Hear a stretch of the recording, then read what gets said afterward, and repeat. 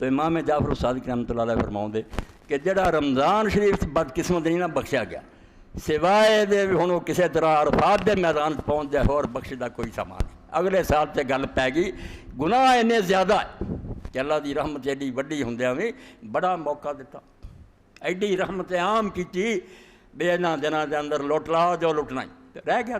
ہن فرمایا الا یشد عرفہ, ایک ہن ہے بھی میدان عرفات کو خوش قسمتی نہ چلا جائے اتنا بھی گل بن سکتی, مگر عرفات کو ہر کوئی پہنچتا, بڑے پیسے چاہیے, بڑی قسمت چاہیے, بتیرے ترس دے مر جاندے عرفات نہیں جانا نصیب. یعنی دو جگہ ایسیاں فرمائیاں کہ رمضان شریف کا زمانہ اور عرفات دے میدان کی حاضر. اس سے اللہ دے نیک بندے ہوتے کہ یا آپ عرفات جا نہیں کہ تیری طرفوں عرفات کوئی آدمی دعا کرنے والا ہونا چاہیے. کسی گئے نو کہہ دے بھی اس وے دربار عام دا اللہ تعالیٰ پاؤندا اور سارے جہان دے لوگ کھڑے ہوندے, اس وے اپنے فرشتیاں نو پوچھدا کہ یہ لوگ آئے شوسن غبرا وال انہاں دے کھلرے ہوئے مٹی پئی ہے, یہ کی منگے؟ حالانکہ اللہ تعالیٰ تو کوئی چھپیا نہیں.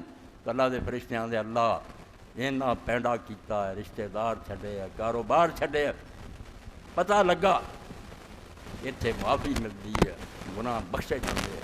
اس بارہ مردہ اتنا آیا ہے, سر ننگے ہے, چلا رہا ہے, چیخ رہا ہے.